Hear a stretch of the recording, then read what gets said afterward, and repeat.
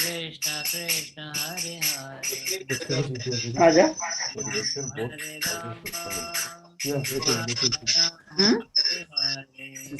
चल रहा है ना Hare Krishna, Krishna Krishna Hare Hare, Hare Rama, Rama Rama, Hare Hare. Hare Krishna Krishna Krishna Hare Hare Hare Rama Rama Rama Hare Hare Hare Krishna, Hare Krishna, Krishna Krishna Hare Hare, Hare Rama, Hare Rama,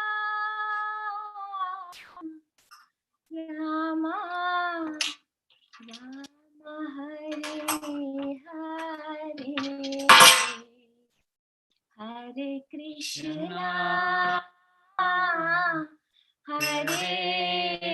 Krishna, Krishna Krishna Hare Hare, Hare Rama, Hare Rama, Rama Rama Hare Hare, Hare Krishna, Hare Krishna, Krishna Krishna Hare Hare, Hare Rama, Hare Rama, Rama Rama Hare Hare, Hare Krishna, Hare Krishna, Krishna Krishna Hare Hare, Hare Rama, Hare Rama, Rama Rama Hare Hare, Hare Krishna, Hare Krishna, Krishna Krishna Hare Hare, Hare Rama, Hare Rama, Rama Rama Hare Hare, Hare Krishna, Krishna Krishna Hare Hare, Hare Rama, Rama Rama Hare Hare, Hare Krishna, Krishna Krishna Hare Hare, Hare Rama, Rama Rama Hare Hare, Hare Krishna, Krishna Krishna Hare Hare, Hare Rama, Rama Rama Hare Hare, Hare Krishna, Krishna Krishna Hare Hare, Hare Rama Hare Rama, Rama Rama Hare Hare, Hare Krishna Krishna Krishna Hare Hare, Hare Rama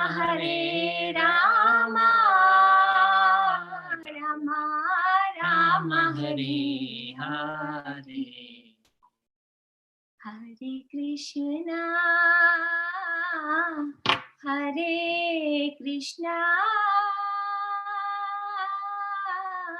Krishna Krishna Hare Hare, Hare Rama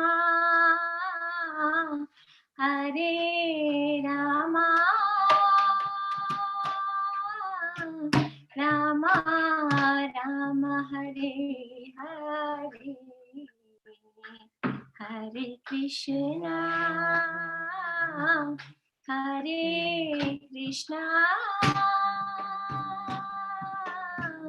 Krishna Krishna Hare Hare, Hare Rama Rama Rama Hare Hare, Hare Krishna Krishna Krishna Hare Hare, Hare Rama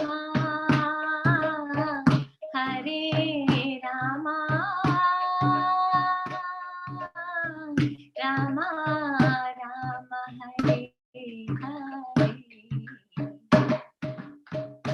Hare Krishna Krishna Krishna Hare Hare, Hare Rama Rama Rama Hare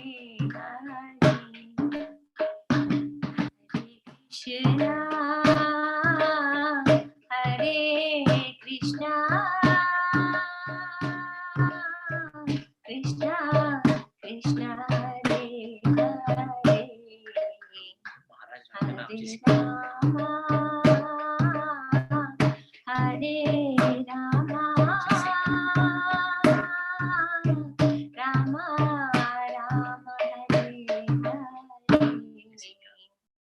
Jaya Prabhupada Jaya Prabhupada Jaya Prabhupada Srila Prabhupada, Nitai Gora Hari Bol Hari Bol Hari Bol, Nitai Gaur Hari Bol, Nam Sankirtan Ki Jai.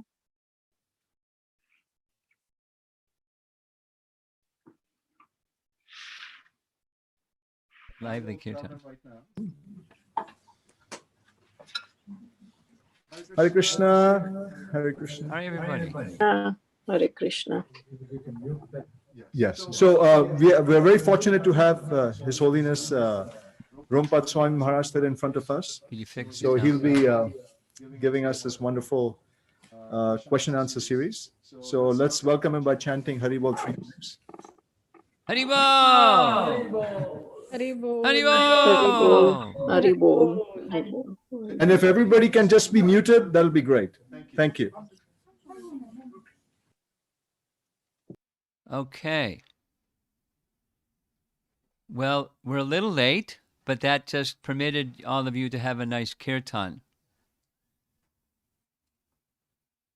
And there's a lot of you here. So, I think so. Rompat Maharaj's mic is muted. my mic is muted. We'll fix that in just a minute. Can you hear me now? I'm still muted. Looks like that.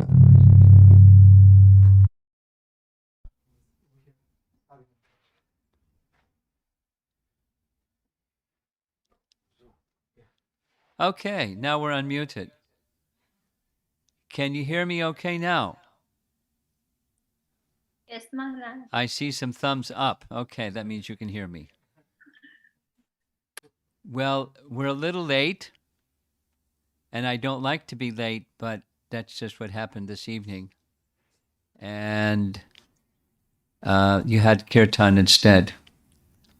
So we're just going to begin, because my understanding is I'm holding here a piece of paper that has questions that you all wanted. I don't know whose question is whose, but you'll know. So I'll read the question, and then we'll have a little discussion. If there's further question about the response, I guess you can unmute yourself and we can have some further discussion. How's that? Okay. You're all in agreement. You're very cooperative, especially because you're muted. Okay. How do you remember Krishna when you're angry? Question mark. The easiest would be to not get angry. But unfortunately, anger does strike, despite me knowing that Hari, that's his father's name, Hari, that Hari is not there when one is angry. Are you not there when somebody is angry? But Lord Hari.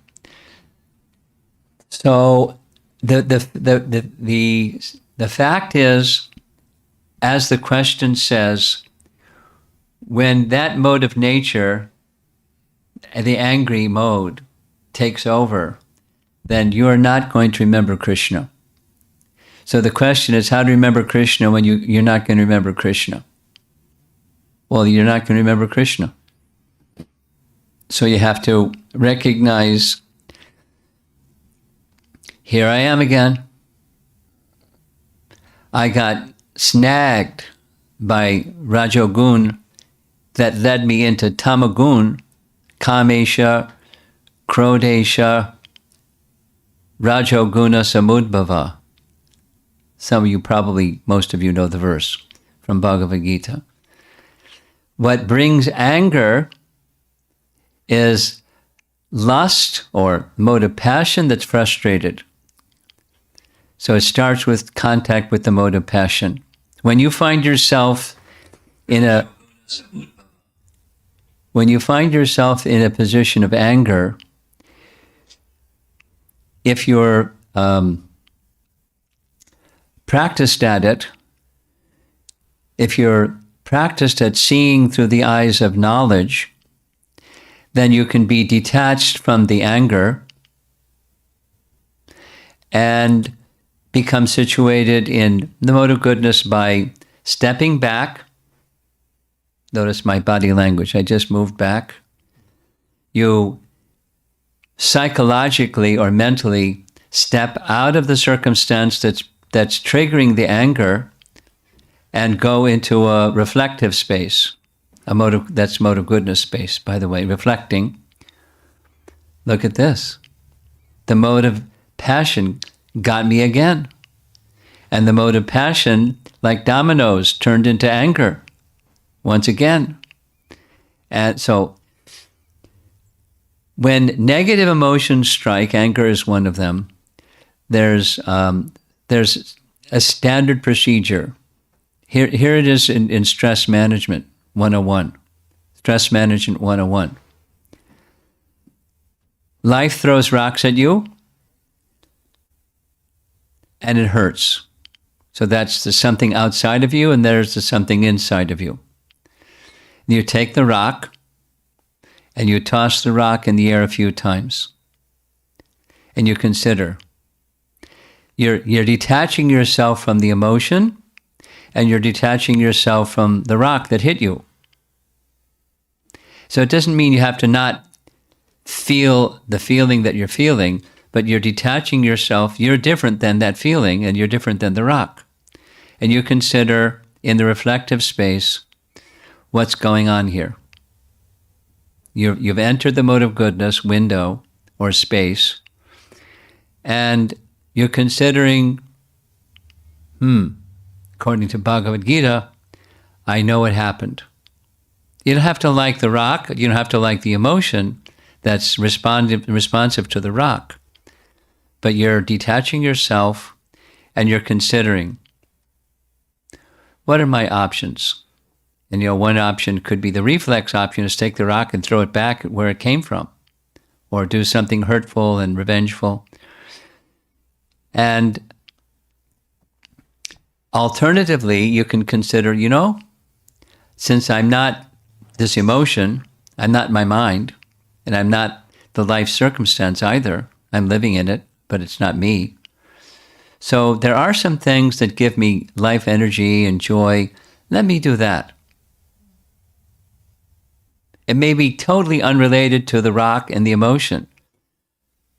Like some people, like sitting down at harmonium and playing kirtan for some time. Or put your hand in your bead bag, or open a Bhagavad Gita verse, or close your eyes and take 10 deep breaths, or something that permits relaxation. Your parasympathetic nervous system tones down, and you enter into the respond rather than react. Now that's easier said than done, but it's doable. And there's two very nice sections of Srimad Bhagavatam I'd like to refer you to for whoever asked this question. They're both in the Dhruva Maharaj story or section of Srimad Bhagavatam. His mother, Narada, and Swayambhuva Manu, all three have very nice lessons, especially detailed is Swayambhuva Manu's teaching to Dhruva that comes when Dhruva's stepbrother was killed by the Yakshas, and he gets in this revenge mode. But all three of those sections give philosophical teachings. And there's something powerful, you probably know this. There's something powerful about Srimad Bhagavatam. What's that? The messages of Srimad Bhagavatam have the potency to transport you to a transcendental place. Because I was speaking before of going to a mode of goodness place. But the Bhagavatam has the capacity, the potency, the potential of transporting you to transcendence. And as you become familiar, that you say, more than familiar, you assimilate the message of Srimad Bhagavatam, it goes inside you, then you have spiritual strength and spiritual wisdom. When anger comes, you know what to do because you have wisdom and you have spiritual strength to follow what that wisdom says. That's the best. I'm a ardent believer or a fan of Srimad Bhagavatam. You read Srimad Bhagavatam regularly, and you will be able to conquer anger. How's that? It doesn't mean like Dhruva. Even after Dhruva, first he was a little boy, and he got angry when his stepmother mistreated him badly, and he was angry, and he couldn't be pacified. But even after he became completely Shuddha, completely purified, much later in his life, when his stepbrother was killed, he had a lapse. He again became angry and became revengeful. But just by sound vibration from Swayambhuva Manu, it all cleared. The storm went away. He knew exactly what to do. So that sound vibration has the potency to carry you beyond the mode of passion and the mode of ignorance, and even for that matter, the mode of goodness. That's the potency of Srimad Bhagavatam. You know the verse from Canto 1, Chapter 2, but it takes some cultivation. The modes of nature are surpassed by the bhakti process, which begins with hearing. So that's the cultivation long-term. Short-term, 10 deep breaths. Pause. Go into this reflective space and consider what's going on here. The mode of nature just got me. Rajagun, Tamagun got me. I was tricked by Maya. But let me not be engaged like that with Maya in the anger space. Let me go to the mode of goodness space and consider higher consciousness, higher options. What his mother says, this is what Suniti says to Dhruva. Instead of getting angry, here's what you should do. Take shelter of the personality of Godhead.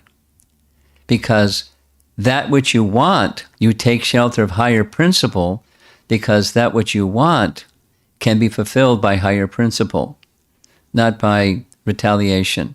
That's the lower mode that's not going to get you where you want to go. It's not going to get you retribution.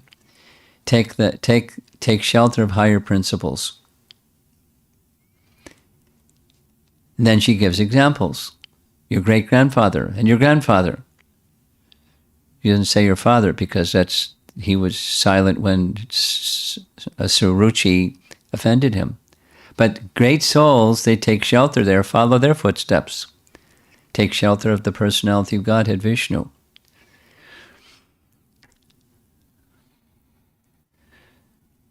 If you have a good friend, then reach out to your good friend when you're gripped by anger. Help. Got any cold towel you can put on my forehead and cool me down? So keep good association. And it's a gradual, if someone has a tendency for anger, there's a process, a gradual cultivation process that can take you beyond being controlled by the modes of nature. It's practical. I have many other things to say, but I think I'll go on. Should I pause and see if there's further discussion? Should I go on to the next question? Okay, I'll go on to the next question. We often hear about free will that Krishna has given us. On the other hand, we hear that everything is controlled by Krishna. A leaf cannot move without his consent. Please explain this concept, that we are in charge, but he is really in charge of everything.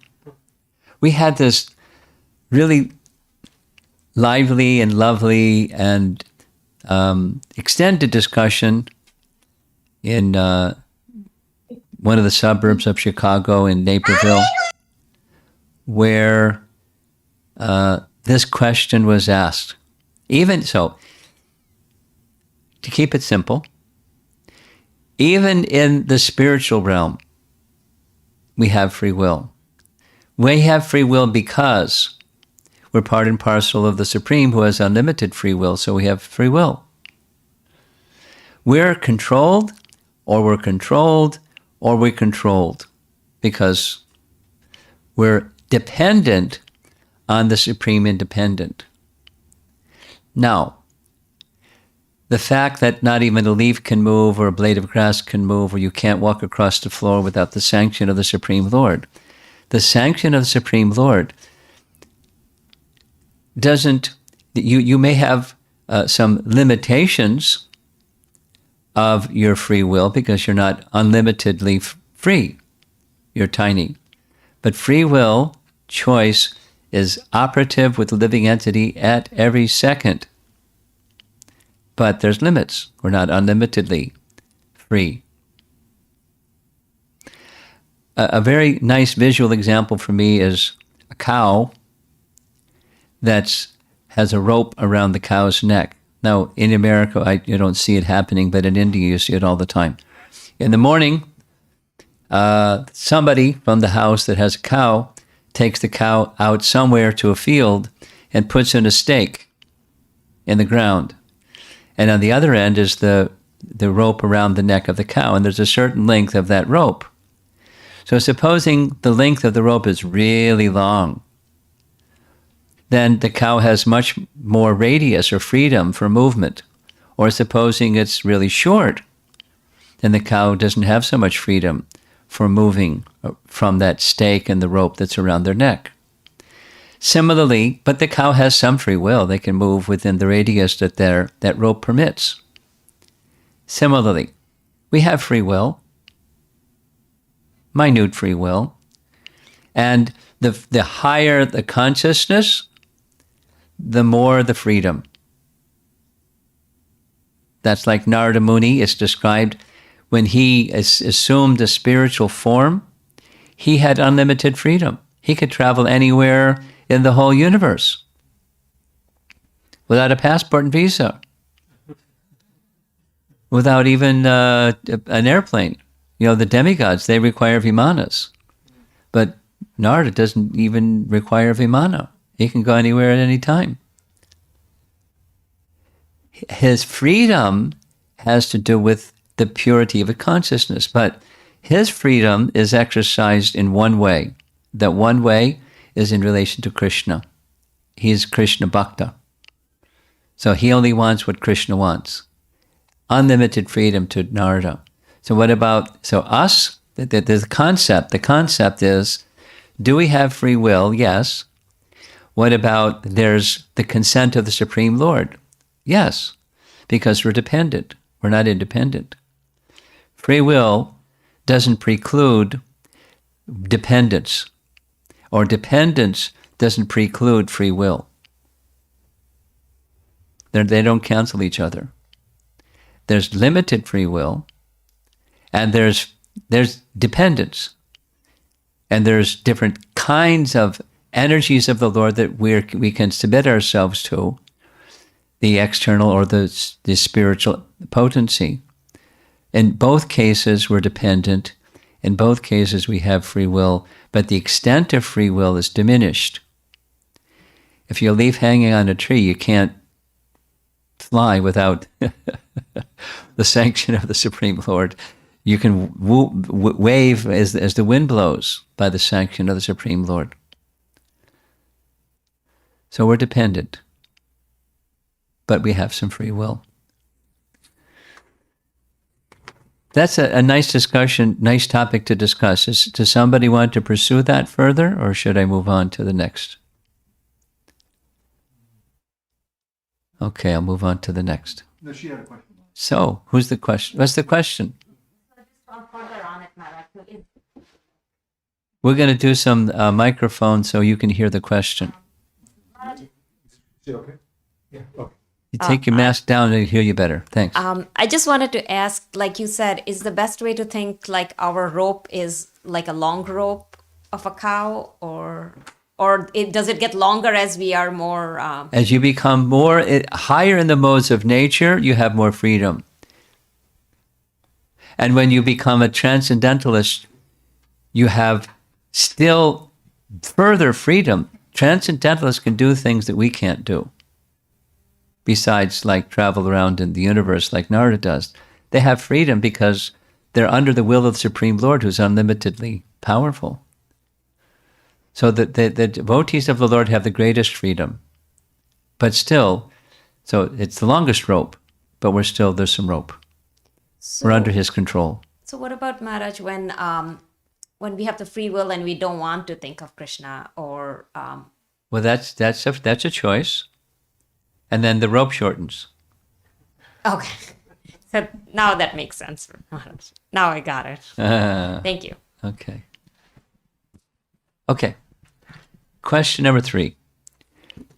We often hear that only in the human form can we achieve the ultimate perfection of life. With regard to animal life, how will they be able to get to the higher forms if they cannot do sadhana?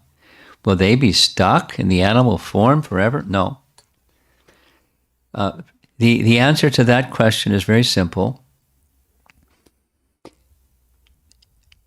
The lower forms of life, below the human form of life, they're burning their previous karma. And as that previous karma is burned for one lifetime's worth of burning karma, then their karma load is lighter, and they take the next position on the evolutionary scale. Besides animals, there's even lower forms than animals, and one progresses through the natural Padma Purana described system of evolution of species up to the human form of life.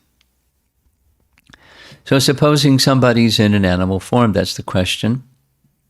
They may achieve a number of other animal forms before they achieve a human form, but it's a lighter form of karma, lighter form of karma, lighter form of karma, than to the human form. Specifically, it's described that according to the modes of nature, ignorance, passion, goodness, one will achieve a human form from that ignorance, passion, goodness species. The cow is goodness, the lion is passion, and guess which one is ignorance? Charles Darwin. You got it. The monkeys. From those species, the evolutionary cycle goes into the human form.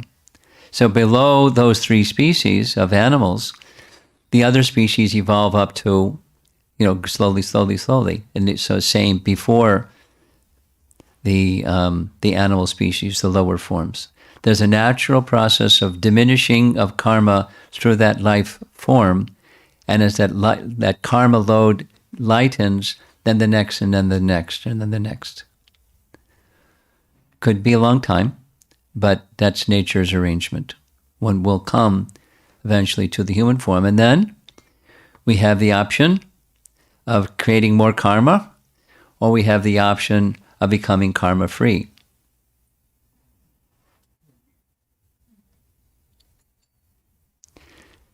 Number 4, it is said, there's a trick question, chanting is simple but not easy, unquote. If chanting is so simple, why isn't it easy? Why do we see that it is the hardest thing to start, to maintain, and to progress? Well, it's not really hard. You can have children chant, so it's not hard to begin. The activity itself is not hard. So what's hard or difficult is the restless mind. The restless mind is agitated by the modes of nature, especially the modes of passion. But the restless mind is also agitated by the mode of ignorance, just like the first question about anger. From the mode of passion comes, the byproduct is frustration, comes ignorance. So the modes of nature are acting, that's what makes it hard. The process itself is really easy. Really easy. Really easy. Krishna, that's it. That's easy. But if you're Ratnakar, you can't say Rama. You can say Mara. You can't say Rama. It's actually easy. But what's difficult is the influence of the modes of nature agitate the mind, and it's hard to keep the mind fixed for some period of time. But because the name and the person, Krishna, are the same, that there's a purifying effect, at least potentially. The potency is there for purification. That's the good news. So that's the hard part is opening our hearts to Krishna. That's why it's hard. But its process is easy. Even a child can do.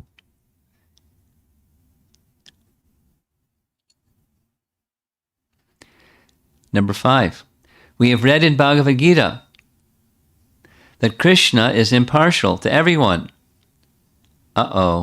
Yet he protects his devotees to the extent that he's willing to break his promises or do whatever needs to be done.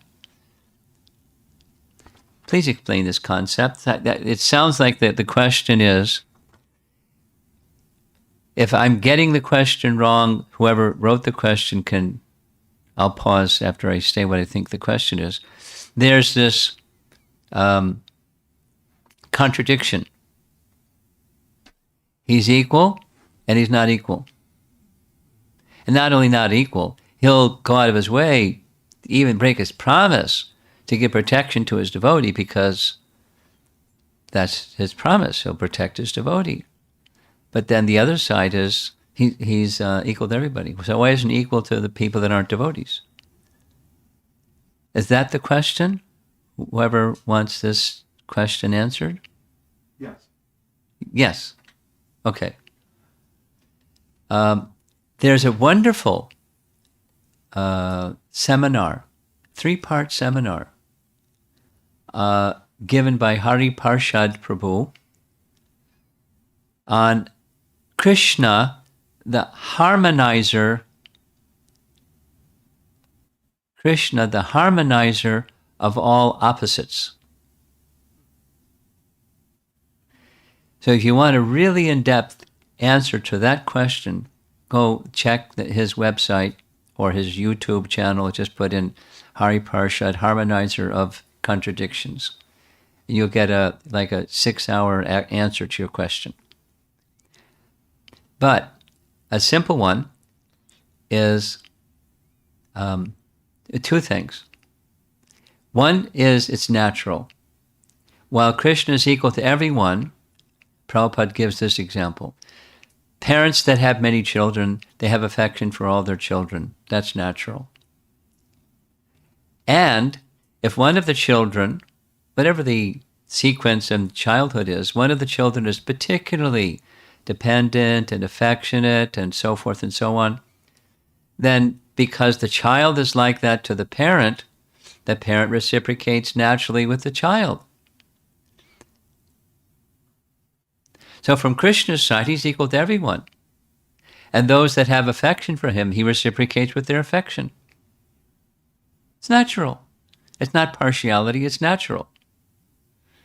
There's still affection for all the children, and one is particularly, dependent and particularly affectionate and particularly something. So then the parents reciprocate. It doesn't violate the impartiality or affection, equal affection for all. So the second answer is a little more philosophical. And the more philosophical one is, just like we read in Bhagavad Gita about the vibhutis of Krishna. And Krishna's he's the best thief. Now that's being a thief isn't good. But when Krishna is a thief, it's good. But he's a thief. So that's bad. But it's not bad, it's good. So within Krishna is everything, in short. With everything that exists, it's within Krishna. It comes from Krishna. It may be distorted in the material world, but its resting place is within Krishna. So everything is within Krishna. That's the nature of the absolute truth. If there's anything out there, it has a source. And that source is Krishna, so that means everything is within Krishna. He's all good absolute. So from the material perspective, this is bad and good. And the bad and good are within Krishna. Because the material energy is his energy, and it's from him. But it's his external energy. So Krishna is the harmonizer of all opposites because within him is everything. And in this regard, you'll find the discussion is from Jiva Goswami's Bhagavat Sandarbha, where he takes a verse from Gajendra Moksha. I think it's 838, Gajendra Moksha, where Gajendra offers a prayer that says 6 things.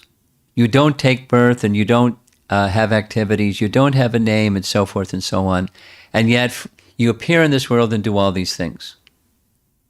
There's contradiction. He is and he is not. Or there's a nice verse. Many of you know the verse. Well, some of you know the verse. Ugram Vira Mahavishnu, etc. So, and that's from Narada. No. Nrsinga, not Shringa Purana, but the Shringa Tapani Upanishad, I think. But in that Nrsinga Tapani Upanishad, ugram anugram, viram aviram, rupam arupam. And all these are within, this is about Lord Nrsingadev, but it's the Supreme Lord. Within him is opposites. Because whatever there is within him. He has no material form, but he has form. He has no material name, but he has name, and so forth. There's opposites within him. So it looks opposite. He's partial to his devotees, and he's impartial to everybody, including his devotees. That's an opposite.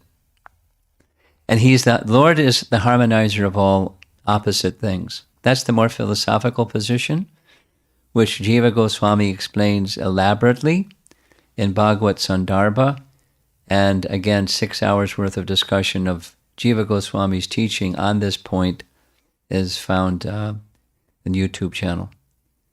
But I hope that gives like a simple explanation. The first is, it's natural. Affection is reciprocated with affection.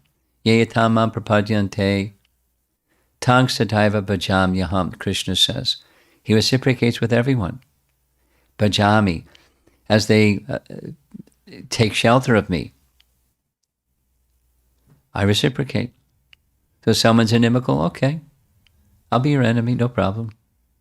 Not like, oh yeah, you want to be an enemy, I'll show you. Not like that. He's just reciprocating. So someone approaches with devotion, he reciprocates with devotion and love.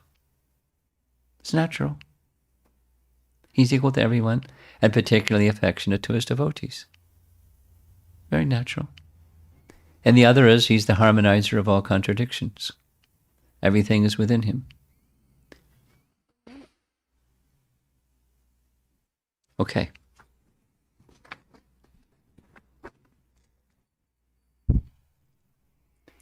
Okay, here comes a sticky one.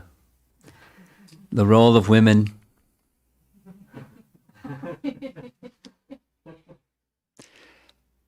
I have to give a disclaimer for this question. I'm really not bothered by this statement, and I really take this statement as is spoken by an experienced father with a general overall picture. I even make up my own explanation to people that raise this question. Now they want me to answer the question. Prabhupada says women are less intelligent. Can you please clarify his mood, intention, message? Well, I provided Rasamrita links for one devotee that has a blog, and he's answered this question 3 different ways. Kind of, nice answers. So somebody that wants, more answers than what I'm just going to say now can go there. You can circulate that to your group here.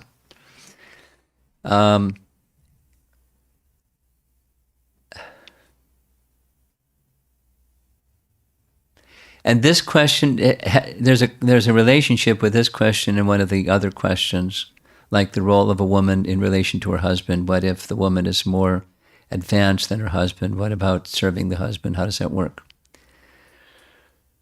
That's more sociology. This is more psychology, or it's not. In short, it's not speaking of material intelligence. It's speaking because women can be scientists and super people in research and this and that and the other thing. Intellectually very capable. However,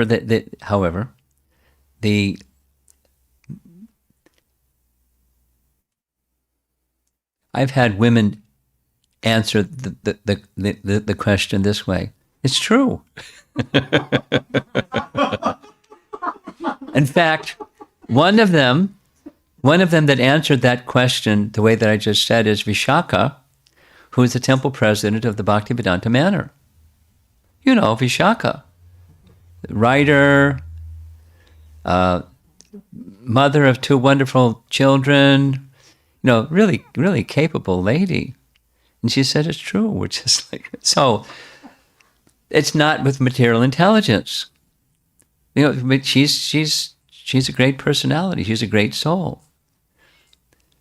But it's right in Bhagavad Gita. Striyo Vaishishata Shudra Stepiyanti Param Gatim. They're persons according to Vedic classification that are by birth not as endowed with the capacities. Now, let's take the position of Queen Kunti. Read Queen Kunti's prayers, and she likens herself to an unintelligent person. When she's showing through her prayers, she's the most intelligent person. I don't understand you, and then she goes on explaining how she understands him. She has spiritual depth and spiritual intelligence and buddhi, like anything. Or let us take another example. These, of course, these are exceptional personalities. But Lord Nityananda's consort, of course, she's Shakti Tattva, not Jiva Tattva, but Janava was looked up to by the 6 Goswamis as the person who they adored. They followed her, whatever she said. Or in Krishna's Leela, Purnamasi, everyone did whatever Purnamasi said. If she said no, it was no. But she didn't pose herself. She didn't put herself in the position. An intelligent woman does not put herself in the position of pointing at herself like some people who are a little proud of how their intelligence and saying, I'm very intelligent. So in one sense, it's a social role.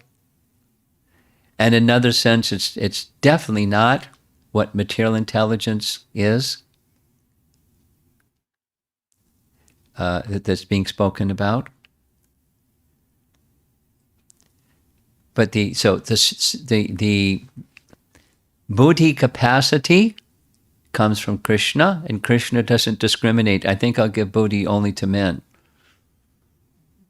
and not to women, because I want women to be less intelligent, so I won't give so much buddhi to them. It's not like that. Not like that. So that's some not very polished answer, rough answer.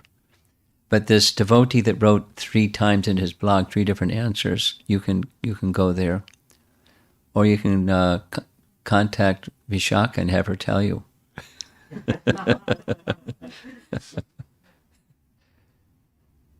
Now, she wrote a booklet that it doesn't mean diminutive. It doesn't mean like, in her writing with Jamuna. Jamuna was so elevated. Our god sister Jamuna Dasi, so elevated. She is a saint in a woman's body. Now, is she less intelligent? In the absolute sense of less intelligent, she's the most intelligent. And she was treated with such affection by Prabhupada, and for a reason, because she was so affectionate to Prabhupada, so completely dedicated to Prabhupada. Amazing. And that's not less intelligent. That's more intelligent.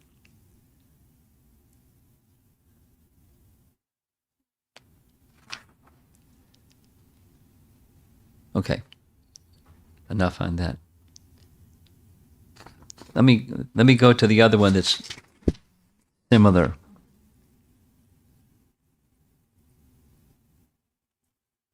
Yeah. The number 10. We'll go back to the one after that one, but number 10. All scriptures, including the wedding vows, talk about wives surrendering to their husbands. Why? Not the other way around.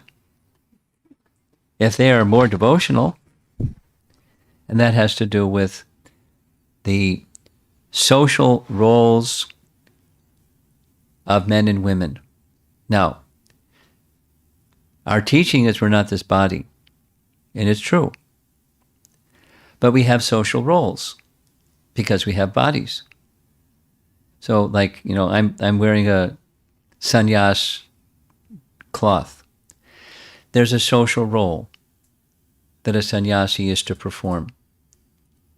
Now, supposing someone that takes sannyas vows goes out and gets a job and buys a house and does stuff like that, that's not right. It's not the social role. It's not who I am. I do what I'm doing because it's my nature, but I don't do the other thing because it's not the social role that's prescribed for me. And same, for a woman, the role of a woman. There's lots written by our elevated Vaishnavis about this topic.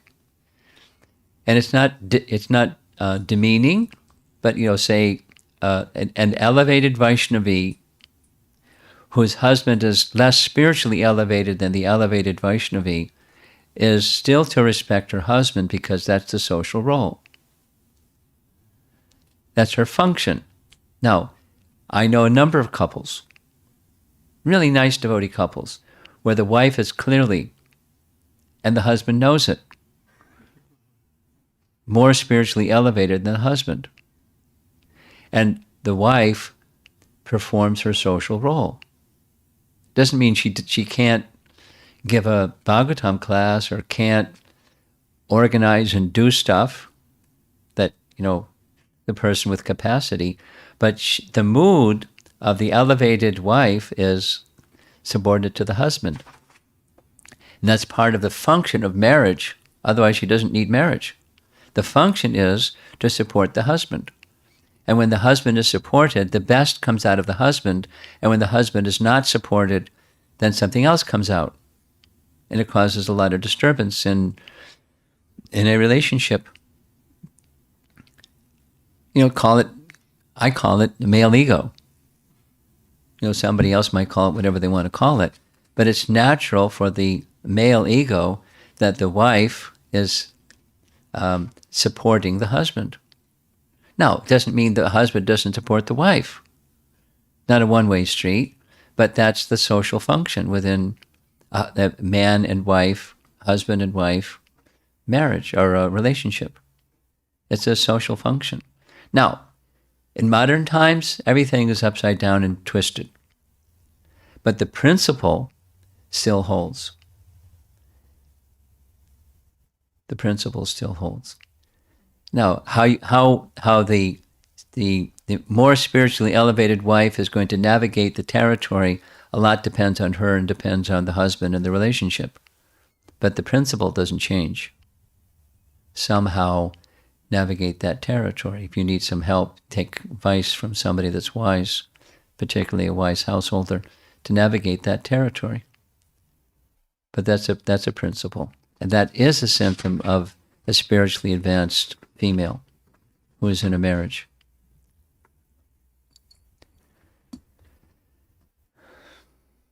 It doesn't jive well with modern sensibilities and values and things, but it's just a principle. Okay.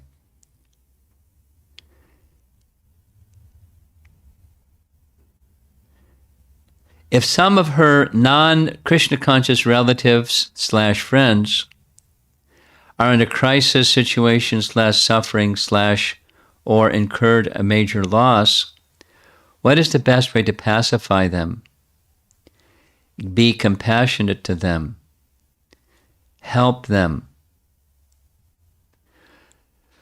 Well, something that I have experienced here in Detroit and in other places. Remember when that, I don't know the family's name, but all of a sudden the husband died, leaving behind a wife, a beautiful son, and a small child. So with that example, one of the most important things is just be there and help the person. Just do all the practical stuff. They don't have to think about the practical stuff. The cooking and the cleaning and the this thing and the laundry and the whatever. Just be there as a support structure. There was a family, Bengali family in Long Island, they were taking care of so many devotees with travel agency. The husband died. And so the devotees just went there and took care of the household, everything. She didn't. She wrote to me later saying, "I never felt such support in my life." So, or without other anecdotal examples, then one of the best things you can do is just be there.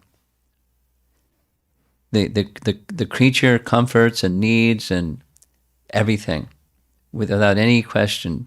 Don't intrude on their space, but as much as they're willing to accept presence of others, have warm, caring people, just be there, because there's the trauma of the loss, and there's the grief after the trauma, and just to be there, without having to be answering philosophical questions or giving Bhagavad Gita classes or anything like that. It depends on the relationship and the person.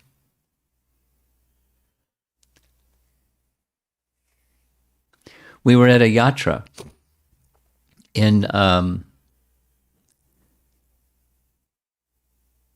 where was it? In Hampi. Hampi. You know where it's Hampi, right? Where Kishkinda, where Hanuman lived. We were in Hampi, which is a town not far from Kishkinda, and someone died in the middle of the night. Husband and wife, the husband died. He didn't say practically anything. He just, so we're here we are. So a couple that knew them just took care of everything, including when somebody that's a foreigner dies in India. It's a whole big deal. They have to have an autopsy, what's the cause of death, and then paperwork, and dealing with government, and this and that, and he just did everything. He and his wife were there 24/7 for the whole time. They're just be there, helping with whatever is required. It made that loss or that difficulty, that circumstance, much more passable. Just the support. Not easy to do, because we also have busy lives. We have to take care of things that are responsibilities, but without neglecting your own responsibilities. Be there, or the community of devotees can be there to help.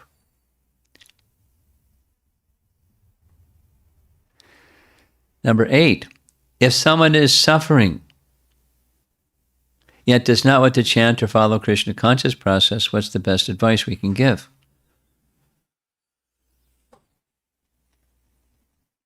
Depends on the person, depends on the relationship with the person, depends on the circumstances surrounding their life.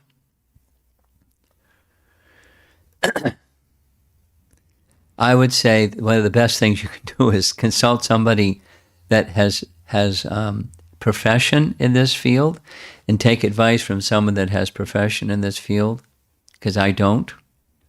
But my understanding is, find something that gives them light or life or joy, and support that.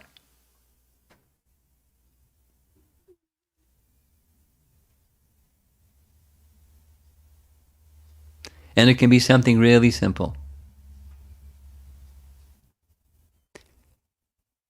Go into the fresh air and nature and space, and leave behind the four walls and the confinement of the mind, in other words, and invite activity instead of stagnancy.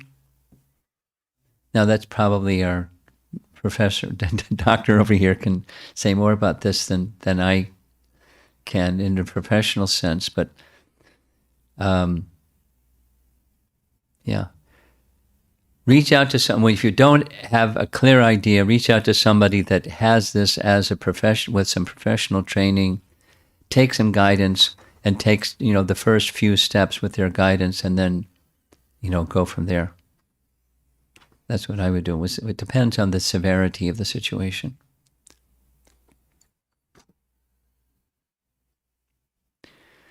Okay, parenting question.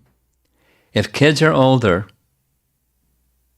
and not interested in the Krishna conscious process directly, what's the best approach Krishna conscious parents can take towards a child?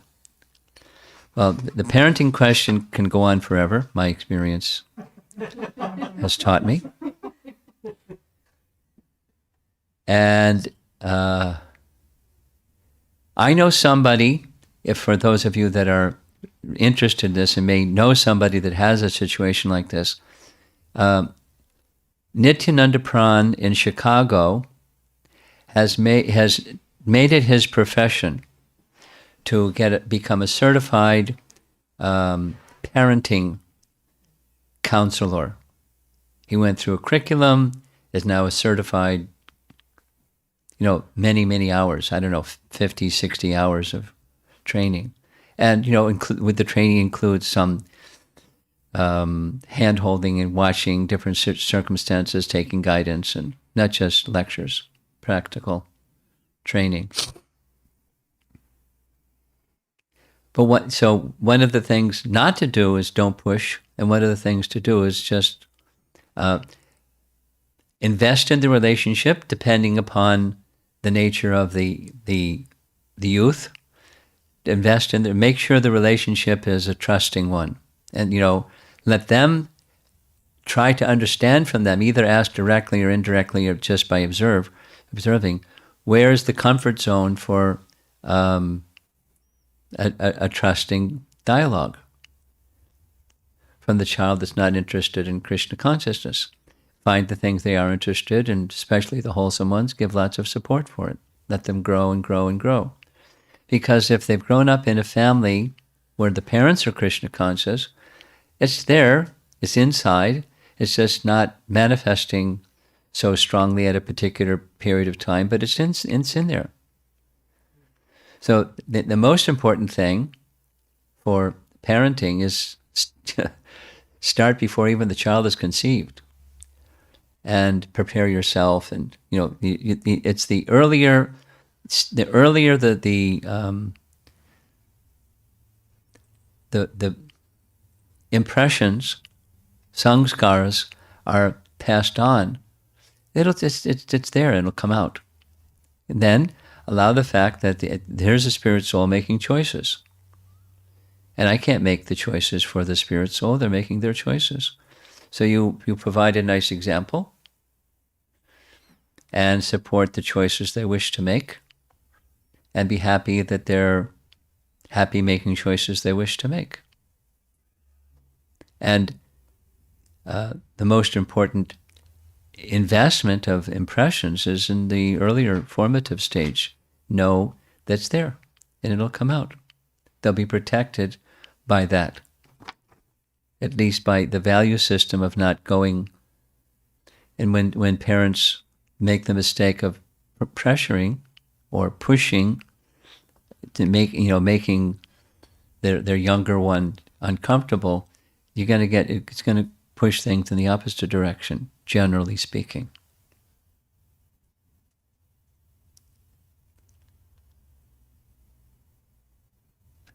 Parenting topic.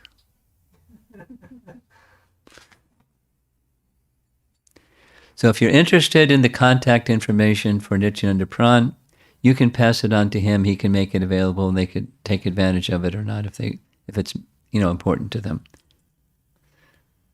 Okay. Number 11, 12, and 13. 5 specific instructions to grahastas.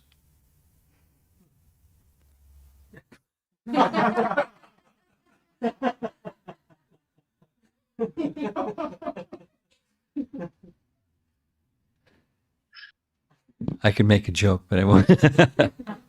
Should have thought about this before you got married.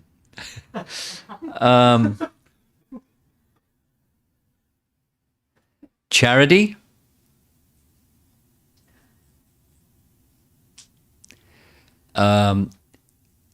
Keep things simple.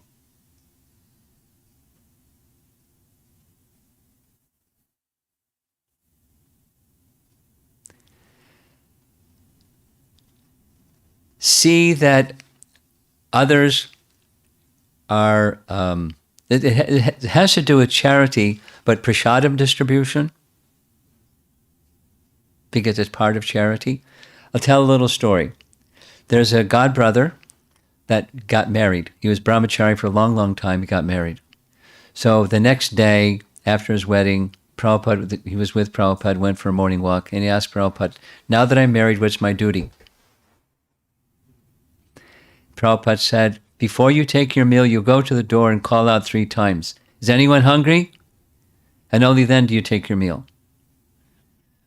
And the devotee thought Prabhupada didn't understand my question. So at the end of the walk, just before getting back to the temple or getting into the car or whatever, he asked the same question and got exactly the same answer. Because it's part of Vedic culture that a householder, before they eat their meal, they feed others. I told the story once, and one lady in the audience, I thought she was having a medical problem. She was like, and so I stopped and said, "Are you all right?" He said, "It's true. It's true." I mean, what do you mean? My father did that, and I went back to the same village, and there was this old man. I wasn't even a sadhu, just like an old man. And my father made sure he always had food before he took his meal. And I've gone back, so many years, and you go back to the same place, and nobody cares at all for that old man. He's neglected. How sad. So it's just culture. It's the culture. In one sense, it's a statement of charity, but it's a more specific one. Prabhupada says this about deity worship. Deity worship is incomplete without prasadam distribution. So it's not, you go in Grosse Pointe out to your door and say, anybody hungry,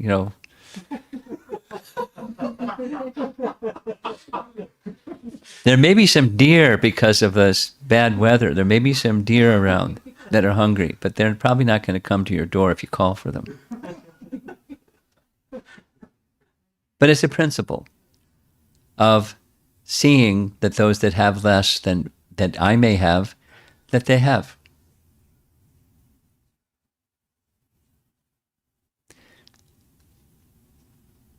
Those are 3.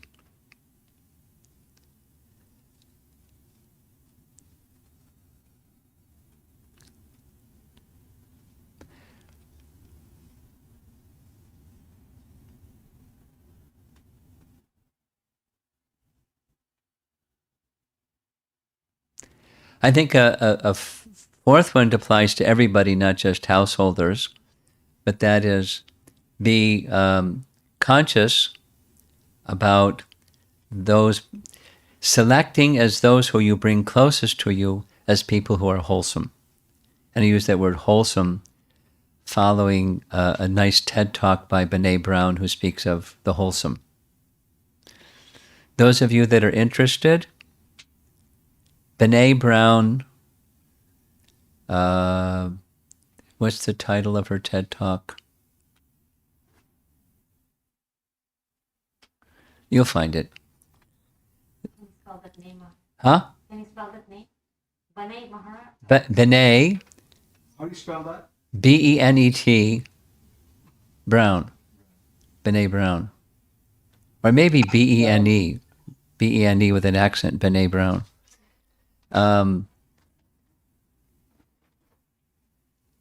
It's been a while since I've seen it, but that's how she ends up. She's a researcher and a storyteller, and she tells the story of searching what makes some people wholesome and other people not. Like broken. Huh? Vulnerable. Yeah, vulnerability. Vulnerability, Brene Brown. You found it. Okay. So how did I bring that up? That's, be a little thoughtful about making those closest friends persons who are wholesome. That was the, be friendly to all and bring close to you those who are wholesome.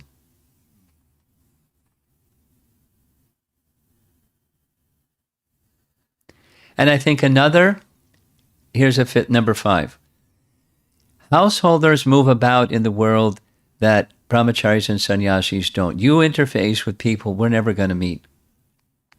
So see yourselves as instruments of Krishna. You're perambulatory Bhagavad Gitas. You're moving about in the world and you're teaching the message of Bhagavad Gita by your life. You don't have to give a Bhagavad Gita class to people, but exhibit the quality and character, not just lifestyle and do's and don'ts, but the inside, the quality and character of a Vaishnav. That's powerful. You do that with the sincere calling within your heart, Krishna, please send me some persons who want to know about you. Without having to be pushy, persons will come. If you're that kind of a person, persons will come, Krishna will send. And you can be Krishna's instrument in the world.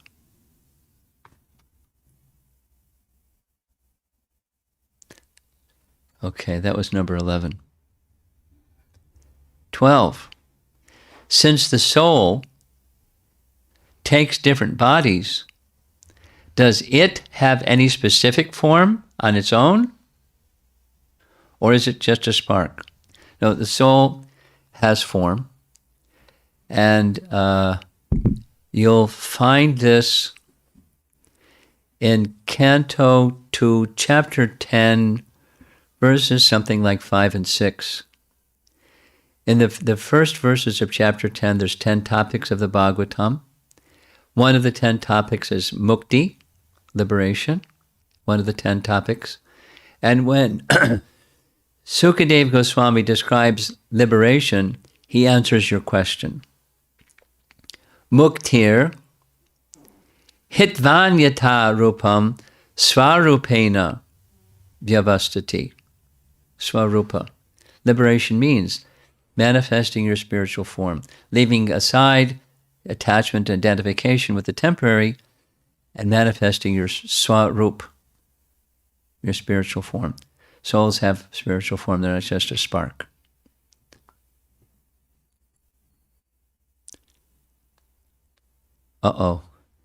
Last one. Since inattentive chanting is an offense, is it better than not chanting at all? Well, that should be easy, because who can say, anybody want to raise your hand here on this nice Zoom call, you chant without offense? Anybody here want to raise their hand and say they chant without offense? I don't think so. So is it better to not chant than to chant when you're not at the stage yet of offenseless chanting?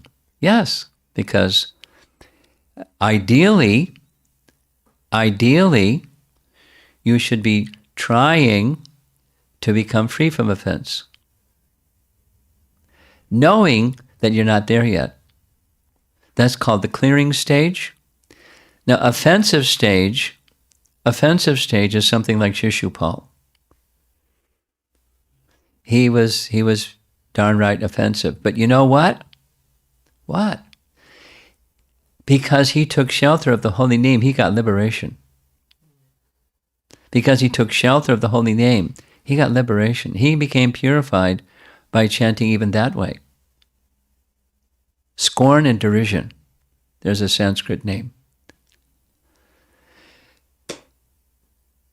Now, he got liberation according to Narada Muni.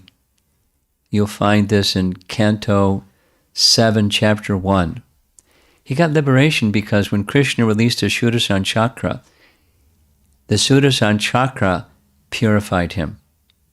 That is offensive chanting. But he became purified by the brilliance and the purity of Sudarshan Chakra just before he died. So what about us? We should strive to become free from offenses And that's the in-between stage or namabas stage. So that's better than not chanting. Not chanting, we're just going down. Chanting, we're going up. Even if you're not there yet at defenseless chanting, keep chanting with faith. Okay, that's the 13 questions. And you've all been muted like anything. So would anybody want to discuss any of these topics or explore some other topic? It's only 10 minutes to 8. We've been going an hour and 10 minutes. We got some questions on chat. Okay, go ahead. Speak up. Oh, okay, on chat. Okay. Ashish, can you read Ashish? Yes, Pooja? yes. Yeah, 1 second. Oh, I see 12, 13. Oof. Pooja and Ashish, can you read the questions in chat? So there was a comment, I believe, that says it's interesting that the humans are said to evolve from the ignorant monkeys, apes. Is that a question, Jai Mataji, or is that a comment? Comment. It was actually a combination because, and I don't know how the spiritual and the scientific world, how they come together, but Maharaj was saying that cow is, they have certain features and then monkeys have certain, and we evolved from the most ignorant ones. That's very sad. Well, there are in the two-legged forms of human species, there are some that are more in the lower modes than you. And you not necessarily came from a cow, but you may have been a human in your previous life or who knows what. But specifically, when natural death of a cow occurs, the cow becomes a human. The natural death of a lion occurs. It's not that all humans are from one of those three sources, and that's it. Story over. Rather, it's the other way around. From those species, one may have the two-legged form, and some uncivilized, and some civilized, and some elevated, and so forth. Okay? Okay, thank you. Dr. Samudrala, I see you have a question. Can you ask that question, what you're saying? So sometimes we want to appreciate the other person's success. We want to tell, but inside brain try to pull you down. So it's always contradictory. You want to wish the other person do well, you want to do that. Same time, brain says that try to pull you down, try to jealous you, try to do that. Why the brain try to do different what I want to do? Do you understand the question? Yeah. You want me to paraphrase it? Yeah, rephrase the question. What he's asking is, let's say someone did something really nice and you want to congratulate them very honestly. But simultaneously, you are thinking, you know what? It's like a hypocrisy. Inside, you're feeling not so happy, but you're telling them on the face, right, Dr. Samudrala? Is that what you're saying? Yes. Yeah. So you did something great. I say, yeah, bravo, you did fantastic, Swamiji. But inside, I'm feeling jealous and envy. That's what he's asking. Okay. So that's called the conditioned soul. So, yes, there's conditioned souls. So now, what's the question? What to do about it? Yes. Like, what's the... Well, the psychology is it's the modes of nature pushing. And the solution is become freed from the pushing. And there isn't free from the pushing other than bhakti. One can gradually cultivate qualities of goodness by living one's life according to the teachings of a life of goodness. But ultimately, to become completely free from the modes of nature, there's only one option, and that's the bhakti option. So you can work towards not acting on, jealousy or lower motivations. You can work on it, but it's a struggle.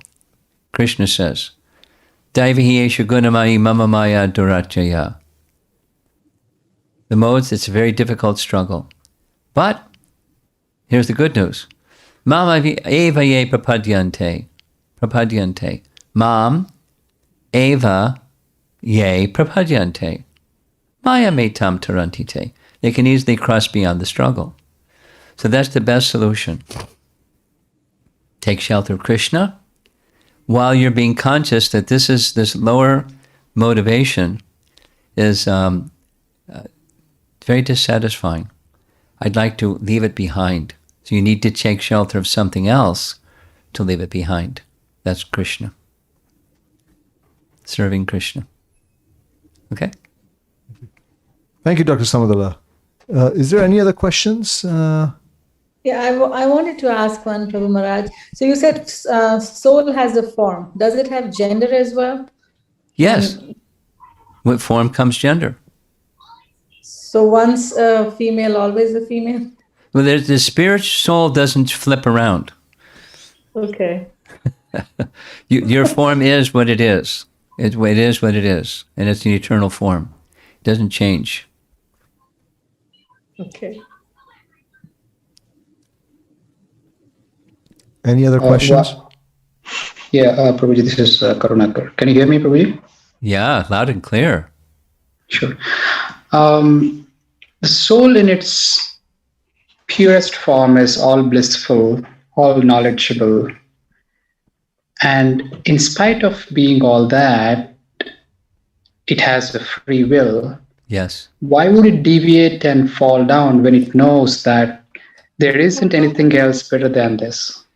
This is one of the favorite questions that I've addressed at least 6 times during this visit to Detroit. So I can give you a short answer, or you can listen to the recordings to get a longer answer and have a good laugh.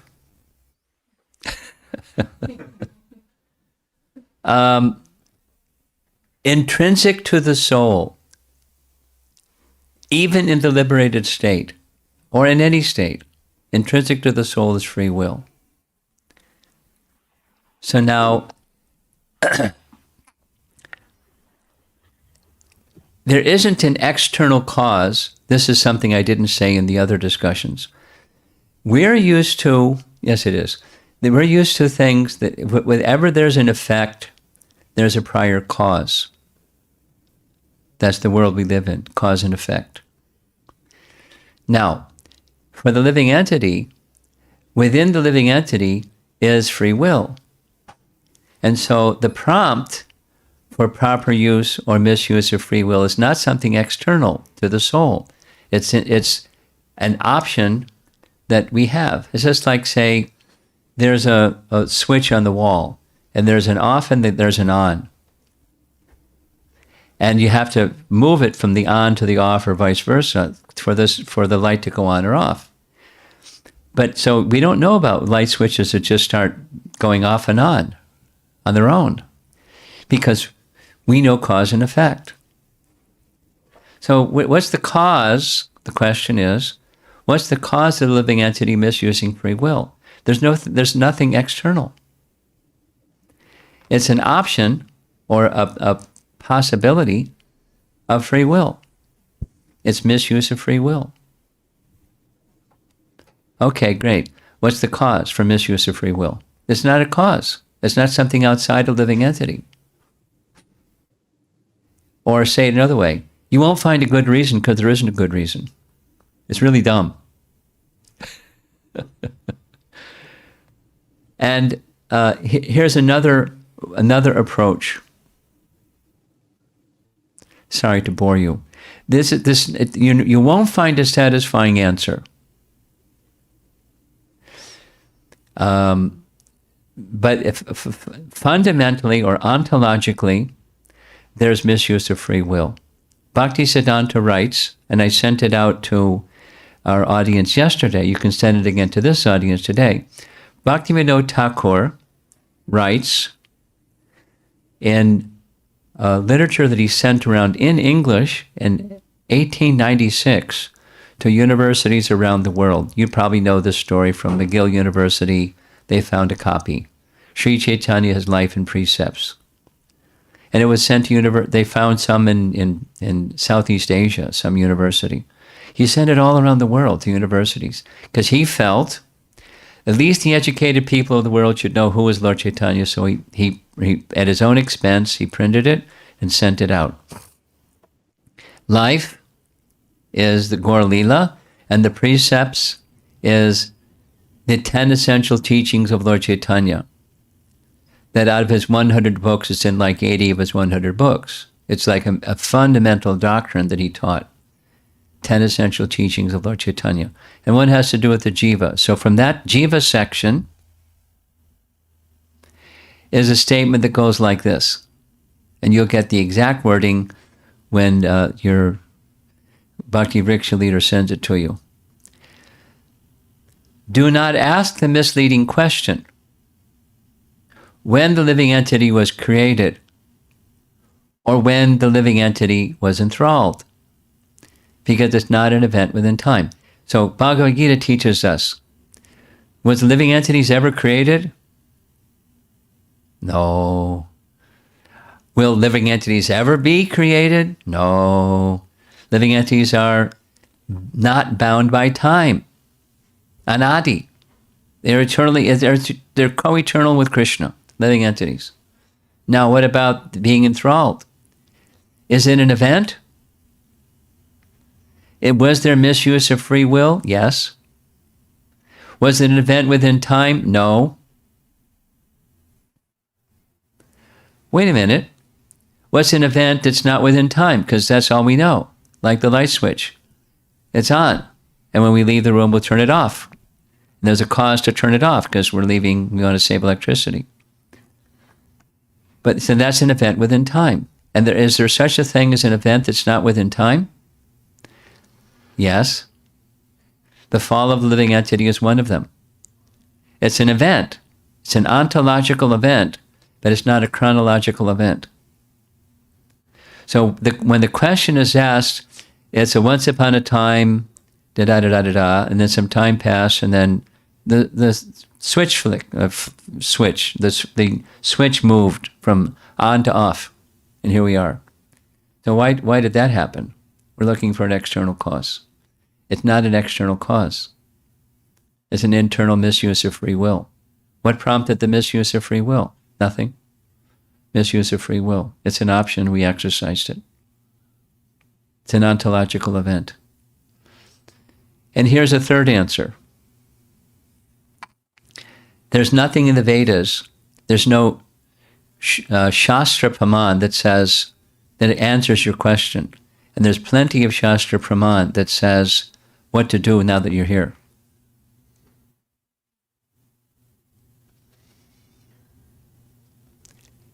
So I warned you, you probably won't be satisfied with any of these answers.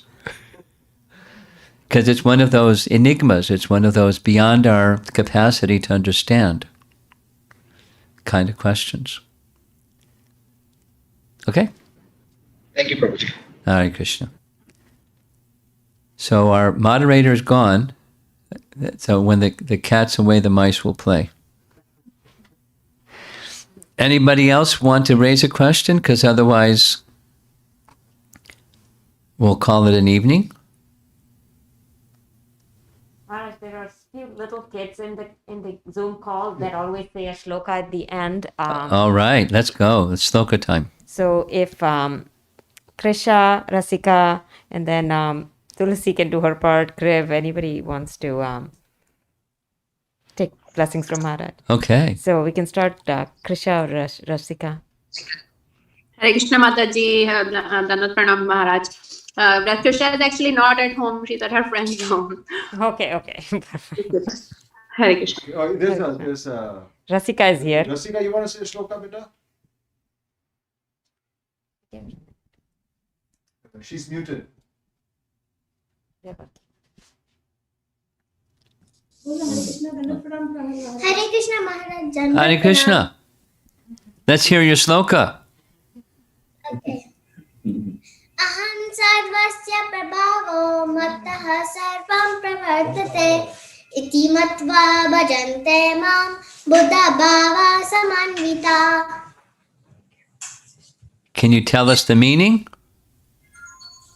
The meaning is Looking at mom. Mom knows the meaning. Next time I come to attend a Zoom class, you be ready for the meaning in addition to the sloka, okay? okay. All right. Very good. The meaning is I am the source of all spiritual and material worlds. Everything emanates from me. The wise who know this perfectly engage my devotional service and worship me with all their hearts. Very good. That's the same verse I know. And you recited it very nicely. Thank you. Hare Krishna. Hare Krishna. It's just late. So we have an online question here, but we'll do it tomorrow. We'll save the question for tomorrow. Thank you all very much. Thank you. Hare Krishna. Thank you, Maharaj. Prabhupada's Maharaj. Prabhupada ki jai.